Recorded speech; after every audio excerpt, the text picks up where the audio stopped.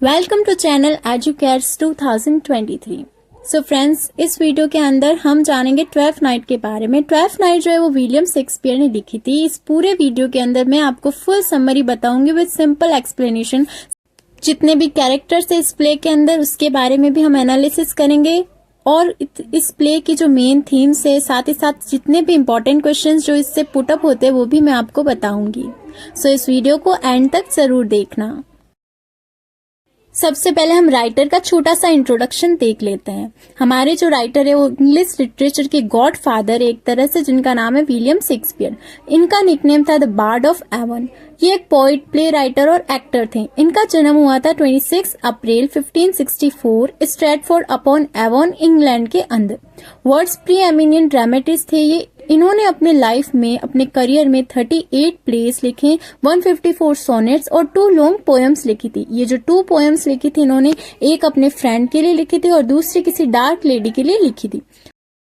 Most of his known work 1589-1613, जो इनका prominent work था वो उन्होंने इस ईयर में लिखा। His early plays comedies and histories, then tragedies until about 1608, died 23 April 1616 at the age of 52। So इनका जो इनकी जो डेथ हुई थी वो 23 अप्रैल 1616 में हुई थी, जब इनकी एज सिर्फ 52 थी। राइटर के बाद अब हम इसका छोटा सा इंट्रोडक्शन देख लेते हैं ताकि आपको थोड़ा आइडिया हो जाए इस टाइटल का मतलब क्या है। The play was written as Christmas season production for presentation on Epiphany the 12th night after Christmas, January 6, when according to religious tradition Jesus was introduced to the world। इस play को जो है वो epiphany यानी कि 12 day after Christmas, 6 जनवरी आता है। 12 day के बाद 25 दिसंबर को क्रिसमस होता है और उसी के 12 दिन बाद आता है जनवरी 6। जनवरी 6 को ये बोलते हैं Epiphany. According to the Christians ये जो होता है एपिफेनी, इसी दिन जीसस जो है, जो गॉड है इनके क्रिश्चियंस के, वो इंट्रोड्यूस हुए थे पूरे वर्ल्ड के अंदर। It is a time for celebrating, gifts are exchanged and parties and other celebration. The full title of the play is 12th Night or what you will call it, anything you choose। अब देखिए, जो epiphany से आप एक festival की तरह देख लीजिए, क्योंकि इस दिन ये सेलिब्रेट करते हैं, एक दूसरे को गिफ्ट्स देते हैं, पार्टीज करते हैं और सेलिब्रेशंस कंटिन्यू करते हैं। इस टाइटल को व्हाट यू विल इसीलिए कहा गया था पहले, क्योंकि ये जो है call it anything you choose, जब इस प्ले को लिखा था तब इसका कोई टाइटल नहीं बना था और ये जब 12 डे क्रिसमस के आफ्टर 12 डे को परफॉर्म किया गया था तो बोला था, जब परफॉर्म करने के बाद बोला था कि जो आप कहना चाहते हैं आप इसे कह सकते हैं। देन इसका टाइटल जो है 12th नाइट रखा गया था। हमने टाइटल की बात इसीलिए करी क्योंकि 2 नंबर के क्वेश्चंस टाइटल से रिलेटेड जरूर आता है कि इसका नाम दूसरा क्या है, या फिर व्हाट यू विल क्यों रखा है, 12th नाइट क्यों रखा है। तो इसीलिए रखा है क्योंकि एपिफेनी था, 12 डे आफ्टर क्रिसमस जो है ये प्ले जो है परफॉर्म किया गया था, इसीलिए इसका नाम 12th नाइट रखा है। चलिए अब कैरेक्टर्स की बात करते हैं। फर्स्ट है हमारी वायोला। ये जो है मेजर रोल प्ले करती है पूरे प्ले के अंदर। A noble woman who is rescued after a shipwreck, she believes her twin brother to have drowned in the disaster. She decide to make her own way in the world. She disguise herself as a boy and uses the name Cesario so that she can work as page in Duke Orsino's household। Voila जो है वो एक Nobel woman होती है। Actually जो play है start होता है 2 ट्विंस, ब्रदर एंड सिस्टर। जो सिस्टर होती है उसका नाम होता है वायोला और ब्रदर का नाम होता है सेबेस्टियन। ये दोनों शिप के अंदर होते हैं और एकदम से इनकी शिप जो है वो पानी में डूब जाती है और डूबने की वजह से ये दोनों ब्रदर एंड सिस्टर एक दूसरे से अलग हो जाते हैं। देन फिर जो ये वायोला है वो किसी सेलर के द्वारा रेस्क्यू की जाती है और वो सेलर इसे एक टाउन लेकर चला जाता है। उस टाउन का जो ड्यूक होता है उसका नाम ऑर्सिनो होता है।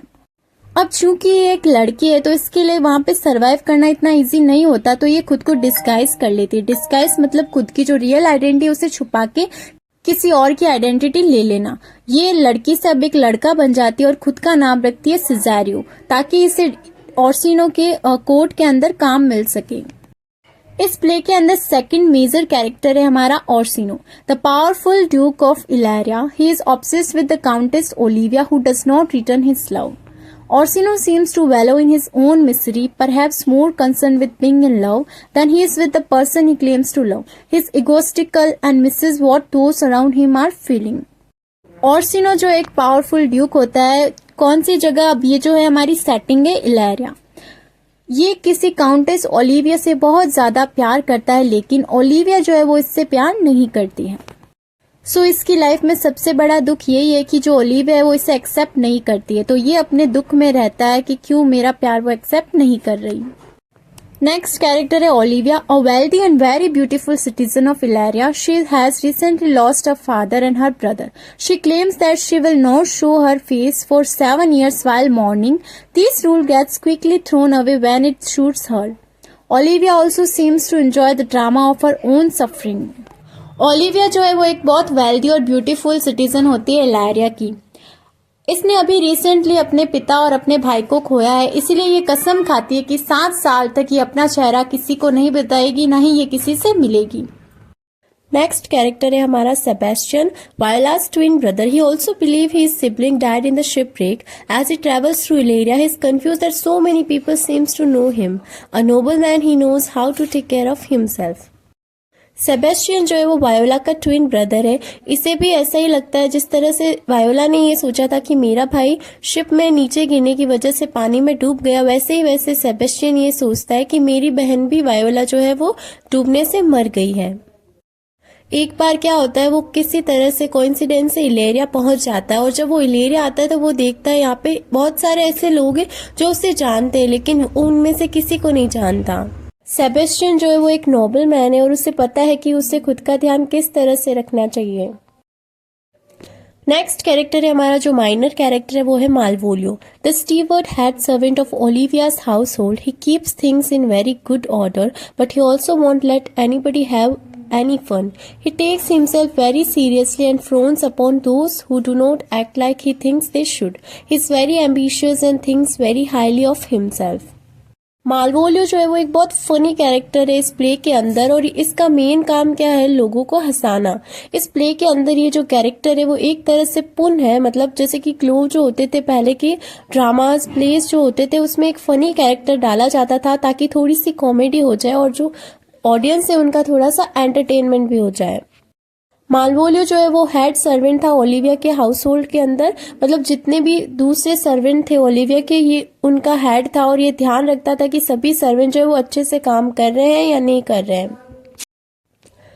नेक्स्ट कैरेक्टर है हमारा माइनर में वो है फेस्टे, ओलिविया's fool. His job is to make people laugh, but along the way he manages to make a number of good points. Like many of Shakespeare's fool, he tells the truth through the mask of his profession. He may be a fool by trade, but he sees more of what is going on than most. फेस्टे जो है वो Olivia का फूल होता है और उसका main work क्या होता है, लोगों को हंसाना। लेकिन अगर हम शेक्सपियर्स के फूल्स की बात करें तो ये बहुत ज़्यादा इंटेलिजेंस होते थे और इनके अंदर एक सेंस ऑफ ह्यूमर होता था और इसी के बेसिस पर एक इस प्ले के अंदर एक लाइन है जिसमें वो ओलिविया से ये बोलता है कि the more fool Madonna to mourn for your brother's soul being in heaven. तो फेस्टे ये कहता है ओलिविया से कि आप अपने भाई के लिए जितना दुख करते हो ये एक तरह से बहुत ज़्यादा मूर्खता का कार्य है, क्योंकि आपका जो भाई एक बहुत अच्छी एक बेटर प्लेस में उसकी आत्मा जो कि हेवन में है। जिस तरह से फेस्टे ने ये बात बोली है ओलिविया से, जो कि खुद एक फूल है, फेस्टे जो एक फूल है उसने इतनी अच्छी इंटेलिजेंट बात अपनी मैम से कही है। सो जब हम इस प्ले के अंदर ये लाइन पढ़ते हैं फेस्टे के द्वारा बोली हुई, तब हमें समझ में आ जाता है कि हाँ, शेक्सपियर के जो जितने भी फूल्स होते हैं वो हमें सच्चाई बताते हैं, जैसा कि इस लाइन के अंदर लिखा हुआ है। Like he may be a fool by trade, but he sees more of what is going on than most. Next हमारा माइनर कैरेक्टर है Maria, ओलिविया's gentle woman or chief maid. She also helps run the household, but she doesn't look down on those around her. A very intelligent woman, she is able to both help Olivia and keep order, while at the same time have a bit of fun with Sir Toby. Maria जो है वो Olivia की सबसे gentle woman होती है और chief made भी होती है। जिस तरह से हमारा जो मालवोलियो कैरेक्टर होता है वो हेड सर्वेंट होता है, उसी तरह से मारिया जो है वो चीफ मेड होती है। ये घर को चलाने में, घर के काम काज करने में हेल्प करती है, साथ ही साथ ये बहुत ज़्यादा इंटेलिजेंट वुमेन भी होती है। इस प्ले के अंदर हमें ये बताया गया है कि मारिया और सर टॉबी की थोड़ी सी केमिस्ट्री है, बिट ऑफ फन है इसके अंदर। अब सर टॉबी कौन है? सर टॉबी जो है वो ओलिविया के अंकल हैं। चलिए अब ओलिविया के अंकल की बात करते हैं जिनका पूरा नाम है Toby Belch. Olivia's uncle who lives in her household, he is a drunk and likes to spend his evenings and most days drinking with his friends and playing tricks on people। Toby uncle जो है वो Olivia के ही घर में रहते थे। इन्हें drink करना बहुत पसंद था। ये अपने इवनिंग का टाइम भी इवन ड्रिंकिंग में ही लगा देते थे अपने दोस्तों के साथ और कुछ प्लेइंग ट्रिक्स ऑन पीपल।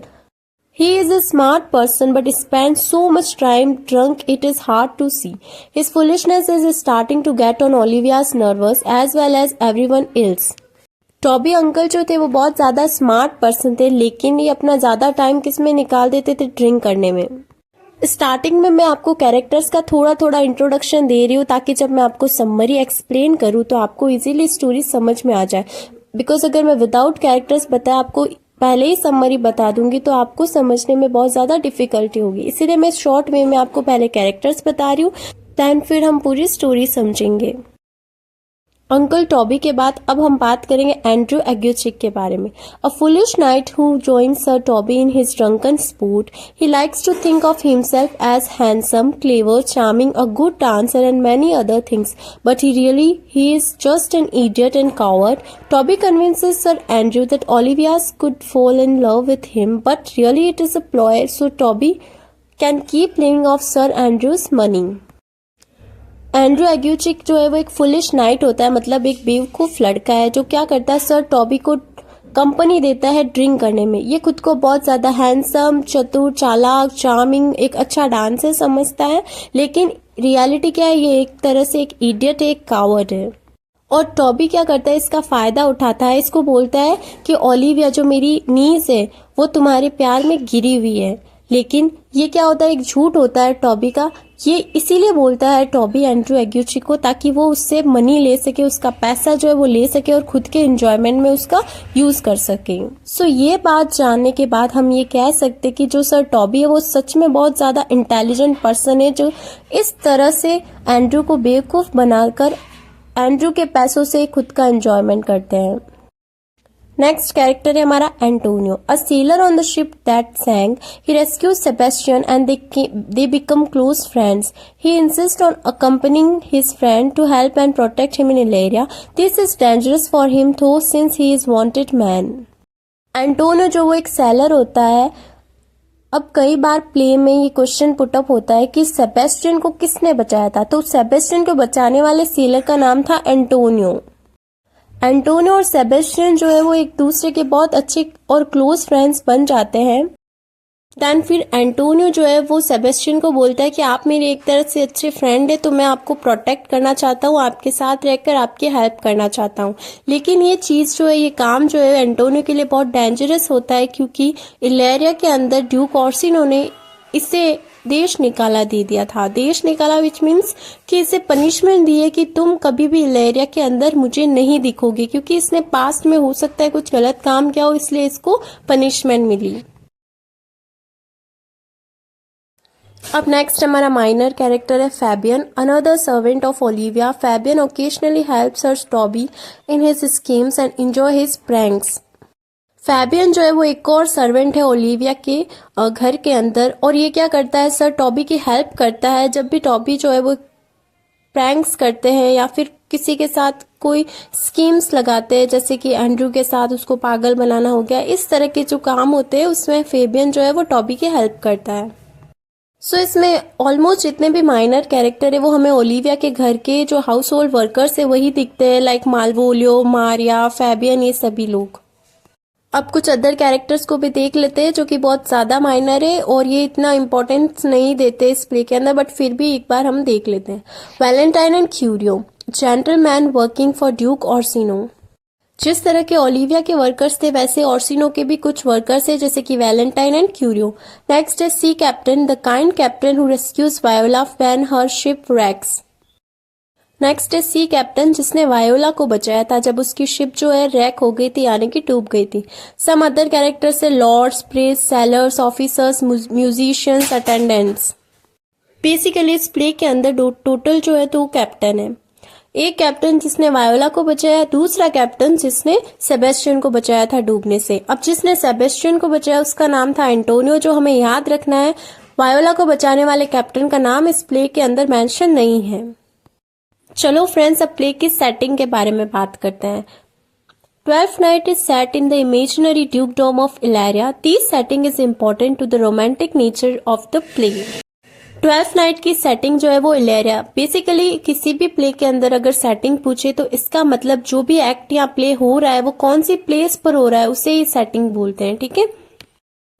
सो हमें पता है 12th नाइट की सेटिंग क्या है, इलेरिया है, जो कि कैसी प्लेस, एक romantic nature of the place है, ठीक है।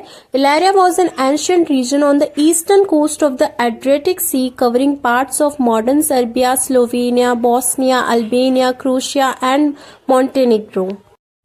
इलेरिया जो एक एंशियंट रीजन था ईस्टर्न कोस्ट की साइड में, ये जितनी भी सिटीज है इनका कुछ कुछ पार्ट जो है इस इलेरिया के अंदर कवर होता था। Illyria the city mysterious, romantic, confusing. जो हमारी सेटिंग है ये एक मिस्टीरियस प्लेस थी, रोमांटिक थी, कंफ्यूजिंग भी थी। ड्यूक ऑर्सिनो का हाउस कैसा था, love sick and music field. Love sick क्यों था, क्योंकि ऑर्सिनो जो है वो ओलिविया को चाहता था लेकिन ओलिविया जो है उसे रिजेक्ट कर देती है, इसीलिए वो अपने प्यार के गम में डूब जाता है। और म्यूजिक फील्ड है, गम में डूब जाता है, इसीलिए वो किसका सहारा लेता है, म्यूजिक का सहारा लेता है। लेडी ओलिविया का हाउस कैसा था, फेस्टिविटी वर्सेस सॉब्रिटी। सो ये थी हमारी प्ले की सेटिंग, ठीक है। अब एक बार प्ले का स्ट्रक्चर देख लेते हैं। इस प्ले के अंदर टोटल 5 एक्ट है। एक्ट 1 के अंदर सीन 5 है, एक्ट 2 के अंदर भी सीन 5 है, एक्ट 3 के अंदर सीन 4 है, एक्ट 4 के अंदर सीन 3 है और एक्ट 5 के अंदर ओनली सीन 1 है। Now we discuss about summary of 12th night. The beginning, Orsino duke of Illyria in love with countess Olivia. It means इस प्ले के स्टार्टिंग में हमें ये पता चलता है कि ऑर्सिनो जो कि इलेरिया का ड्यूक होता है वो किसके प्यार में गिरा हुआ होता है, काउंटेस ओलिविया के प्यार में। नेक्स्ट है हमारा point, Olivia sworn to avoid men's company for 7 years to mourn for dead brother. Orsino के बाद नेक्स्ट कैरेक्टर हमारे सामने आता है ओलिविया का, जिसने ये कसम खाई हुई होती है कि 7 साल तक मैं किसी भी आदमी के कांटेक्ट में नहीं आऊंगी, क्योंकि रिसेंटली इसने अपने भाई को खोया हुआ होता है और इसीलिए ये कसम खाती है अपने भाई का दुख जताने के लिए। देन थर्ड पॉइंट है रिजेक्ट ऑर्सिनो। अब हमें पता चलता है कि ऑर्सिनो जो है वो ओलिविया से प्यार करता है, ओलिविया जो है वो अपने भाई के दुख में गई हुई है और फिर हमें ये पता चल जाता है कि ऑर्सिनो के प्यार को रिजेक्ट कर देती है ओलिविया। अब नेक्स्ट बात अपन करेंगे group of seller shipwreck. One of them, Viola, survived, mourned for loss of twin brother, wanted to serve Olivia but impossible, instead dresses as a man, Cesario, to serve Orsino. समझ लो act 1 में हमें ये पता चला कि Orsino Olivia कौन है, किस तरह से रिजेक्शन होता है, ये सब हमने पढ़ा, ठीक है। तर अब हम बात करेंगे सेकंड एक्ट के बारे में, जिसमें होता है ग्रुप ऑफ सेलर शिपरेक। अब हमें पता चलता है कि 2 ट्विन ब्रदर एंड सिस्टर्स होते हैं जिनकी नाव जो है वो डूब जाती है और वो एक दूसरे से बिछड़ जाते हैं। अब आप इन 4 लाइन्स को लाइन वाइज पढ़िए, तब आपको आइडिया हो जाएगा। हमें पता चल गया वन ऑफ देम वायोला थी जो सरवाइव कर गई, मतलब डूब गई थी लेकिन उसे एक सेलर ने बचा लिया था, जो सी कैप्टन था उसने बचा लिया था। फिर वो ऐसे दुख कर रही थी क्योंकि उसे लग रहा था उसने अपने जो जुड़वा भाई है, अपने ट्विन ब्रदर को खो दिया है। Wanted to serve Olivia but impossible. वो चाहती थी कि वो ओलिविया को सर्व करे लेकिन ये उसके लिए इम्पॉसिबल था, क्योंकि ओलिविया ने क्या कर रखा था, 7 साल तक किसी से नहीं मिलेगी उसकी कसम खा रखी थी। इसीलिए ओलिविया के पास काम ना कर कर उसने ये डिसाइड करा कि वो ड्यूक ऑर्सिनो के पास जाके काम करेगी, लेकिन एज अ गर्ल उसके लिए ये चीज नहीं हो पाती। इसीलिए उसने क्या करा, अपना डिस्गाइज किया, मतलब खुद को एज अ बॉय बना लिया और खुद का नाम रखा सिजेरियो। जब वायोला अपने आप को एज अ लड़का बना लेती है और खुद का नाम सिजेरियो रखती है, तो बिल्कुल इसका जो ड्रेसअप होता है वो सेम इसके जो ट्विन ब्रदर होता है ना सेबेस्टियन, उसके जैसा इसका लुक आता है। सो वायोला जो है वो सिजेरियो बनने के बाद टोटली सेबेस्टियन जैसी लगती है। अब जो वायोला है वो सिजेरियो बन के ऑर्सिनो के कोर्ट में जाती है।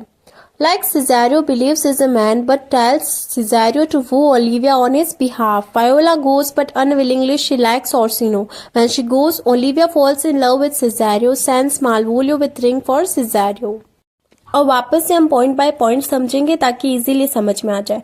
जब वो सिजेरियो बन के ऑर्सिनो के कोर्ट में जाती है तो ऑर्सिनो उसे क्या काम देता है कि तुम जाओ ओलिविया को ये कन्विंस करो कि मेरा जो मास्टर है ऑर्सिनो वो आपसे बहुत प्यार करता है और आप उसके प्यार को एक्सेप्ट कर लो।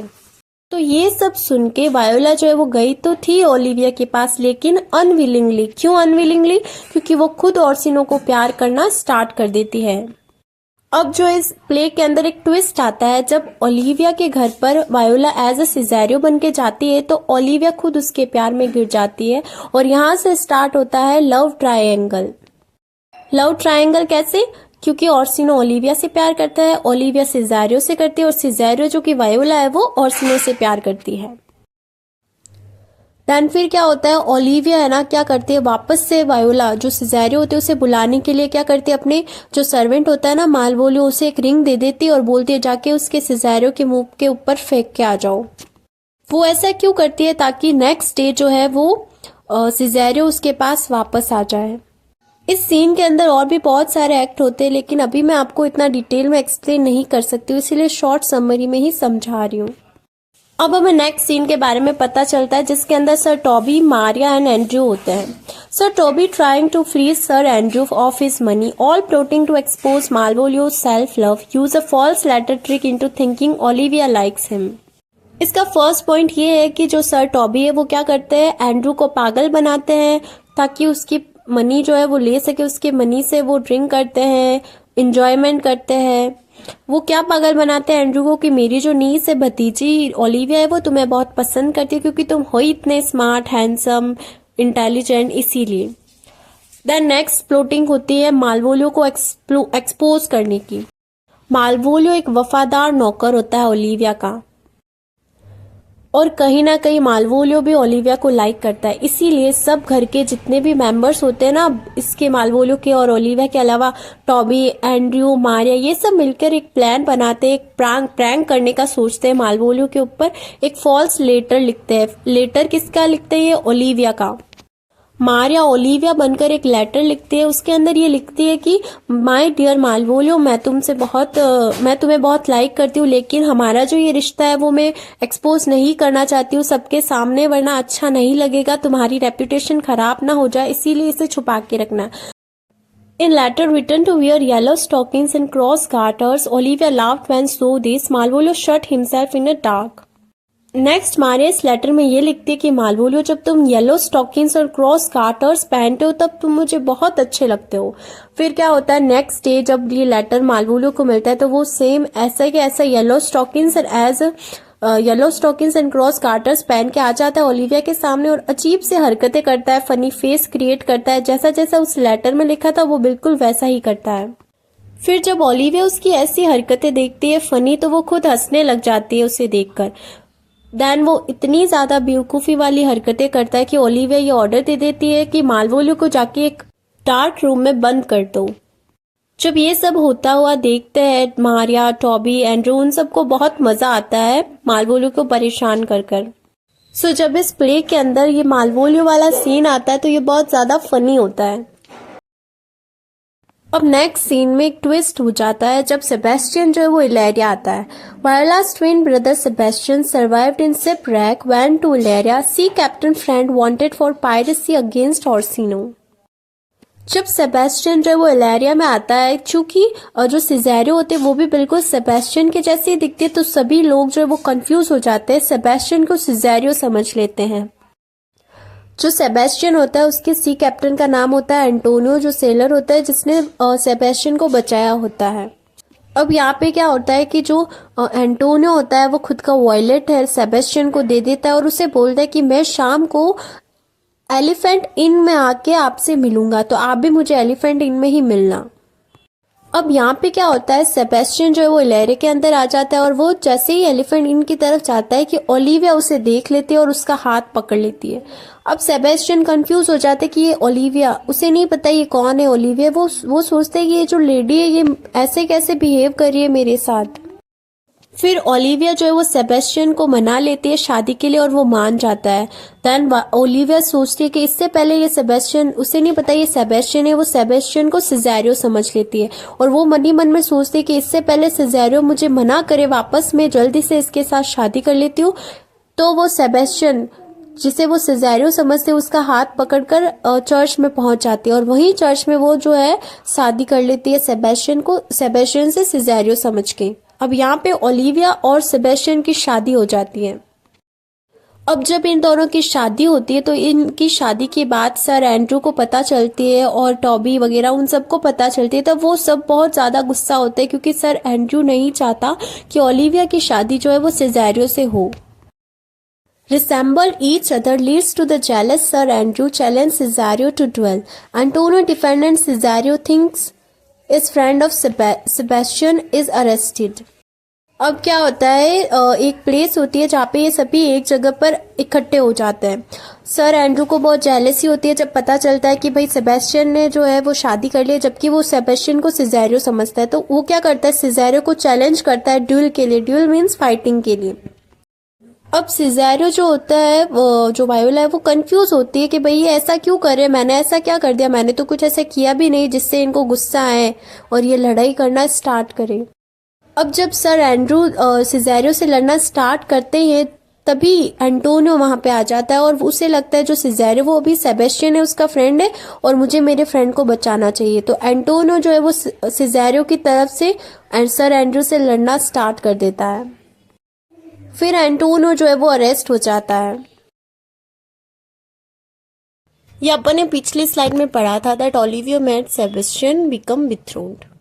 हमने पिछली स्लाइड में ये पढ़ा था कि ओलिविया है ना सेबेस्टियन से सिज़ेरियो समझकर मिलती है, देन सिज़ेरियो समझकर उसे चर्च लेकर चली जाती है और उससे शादी कर लेती है। बिथ्रोन्ड का मतलब होता है समवन जिससे हम इंगेज करते हैं, यही इसका मीनिंग आप यही निकालो कि शादी कर ली। तो फिर हमें कैसे सच्चाई पता चलती है, देखिए, Cesario accused of deserting Antonio and Olivia when real Sebastian arrived to apologize for fighting Sir Toby. At that time, Viola and Sebastian were together. Olivia discovers the truth. इसी टाइम क्या होता है, जब सर टॉबी आते हैं, Andrew वगैरह सब आते हैं, तो ये सेबेस्टियन माफ़ी मांगता है ओलिविया से कि मुझे माफ़ कर दीजिए। ये अपोलोजाइज करता है कि मैंने आपके अंकल के साथ फाइटिंग वगैरह की। उसी टाइम क्या होता है, ओलिविया देखती है कि वायोला जो सेबेस्टियन है और सिज़ेरियो वो दोनों एक साथ खड़े और एक ही पर्सनालिटी को दो दो फ्रेम्स में वो देख रही है, दो बॉडीज जो है वो उसके सामने होती है और वो कंफ्यूज हो जाती है कि एक ही जैसे दिखने वाले दो लोग ये कहाँ से आए। अब इस टाइम क्या होता है कि वायोला और सेबेस्टियन का आमना सामना होता है और जब सेबेस्टियन की नज़र वायोला की तरफ पड़ती है तो वो शॉक्ड हो जाता है कि ये कैसे हो सकता है, क्या मैं वहाँ खड़ा हूँ या फिर मेरा तो कोई भाई भी नहीं है, तो ये कैसे हो सकता है पॉसिबल, मेरी तो सिर्फ एक जुड़वा बहन थी जो भी जिसे वो क्या समझता है कि वो डूब के मर गई। फिर सेबेस्टियन जो है वो उससे क्वेश्चन करता है कि आप कौन हो, आप कहाँ से आए हो, आपकी फैमिली में कौन था, ये सब क्वेश्चंस करना स्टार्ट कर देता है वायोला से। फिर वायोला आंसर में बोलती है कि हाँ, सेबेस्टियन मेरे पिता का नाम था और सेबेस्टियन ही नाम का मेरा भाई था। ये सब सुनकर सेबेस्टियन को अपनी बहन वायोला की याद आ जाती है। फिर वायोला बोलती है कि मेरे जो पिता थे उनके आईब्रोज के ऊपर एक मोल था, एक तिल था। और सेबेस्टियन बोलता है कि हाँ, मेरे पिता के भी आईब्रोज के ऊपर एक तिल था। फिर वायोला बोलती कि जब मैं 13 साल की थी, जिस दिन मैं 13 साल की उसी दिन मेरे पिता की डेथ हुई थी। तो सेबेस्टियन बोलता है कि हाँ, मेरी बहन जब 13 साल की थी तभी मेरे पिता की भी डेथ हुई थी। ये सब क्वेश्चन एंड आंसर करके वो एक दूसरे को कंफर्म करते कि हाँ, आप मेरे रियल ब्रदर एंड सिस्टर हो कि नहीं हो, ट्विंस हो कि नहीं हो। सो प्ले के एंड में दोनों ही भाई बहन एक दूसरे से मिल जाते हैं और सेबेस्टियन की जो है शादी ओलिविया से हो जाती है। अब इसी टाइम ओर्सिनो को रियलाइज होता है कि सिज़ेरियो जो है वो एक लड़की है, रियलिटी में अंदर से एक लड़की है, ना कि लड़का। फिर क्या होता है, Orsino's fool Feste brings letter from Malvolio and release conspirators confess having written the letter. Malvolio departed promised revenge. Orsino का एक फूल होता है फेस्टे, जैसे ओलिविया का एक फूल होता है ना, वैसे ओर्सिनो का भी एक फूल होता है जिसका नाम होता है फेस्टे। वो एक लेटर लेकर आता है। किसका लेटर होता है? ये मालवोलियो का लेटर होता है जिसको ओलिविया ने डार्क रूम में बंद करके रखा है। तो उस लेटर के अंदर मालवोलियो ओलिविया को ये लिखता है कि उसकी कोई गलती नहीं है, उसको एक लेटर दिया था, उसकी तरफ से किसी ने उसको पागल बनाया है। फिर मालवोलियो को क्या करते हैं, छोड़ देते हैं और फिर वो प्रॉमिस करता है कि मैं भी बदला लूंगा। किन से बदला लेना चाहता है वो? सर टॉबी, मारिया और एंड्रू जिनने मिलकर उसको पागल बनाया। चलिए अब इस प्ले की एंडिंग के बारे में बात करते हैं। Maria and sir Toby get married in celebration of the success of their device against Stewart. Orsino welcomes Olivia and Sebastian, realizes his attraction to Cesario, promise that once dressed as a woman they will get married. इस play की ending के बारे में हम discuss करेंगे एक और new video में, जिसके अंदर मैं आपको एक्ट वाइज एक्ट सारे ही सीन समझाऊंगी। लेकिन अभी अगर अपन इस एंडिंग की बात करें तो टोटल इस प्ले के अंदर लास्ट में 3 शादी हुई थी। फर्स्ट तो हो गई सेबेस्टियन एंड ओलिविया की, second Maria and sir Toby ने भी एक दूसरे से शादी कर ली। देन ऑर्सिनो पता है जब वायोला को देखता है तो वो बोलता है कि अगर एक बार तुम औरत बनकर आओगी, मतलब वुमन की तरह ड्रेस कर आओगी, क्योंकि वो भी सिजेरियो एक लड़का बना हुआ होता है, तो वो उसे बोलता है कि जब तुम एक लड़की की तरह ड्रेसअप करके आओगी तो मैं तुम्हारे साथ शादी कर लूंगा। तो इससे हमें ये पता चलता है कि इस प्ले की एंडिंग में टोटल 3 जोड़ियां बनती है। किस किस की? Olivia Sebastian, Maria sir Toby and Orsino and voila की। सो इस वे में इस प्ले की हैप्पी एंडिंग हो जाती है। हैप्पी एंडिंग के साथ फेस्ट एक बहुत ही प्यारा सा एक म्यूजिक आता है और इसी के साथ जो होते हैं वो कर्टेन्स गिर जाते हैं उस स्टेज के ऊपर, जो ड्रामा प्ले होता है ना, ये इसके कर्टेन्स गिर जाते हैं और इसकी दी एंडिंग हो जाती है।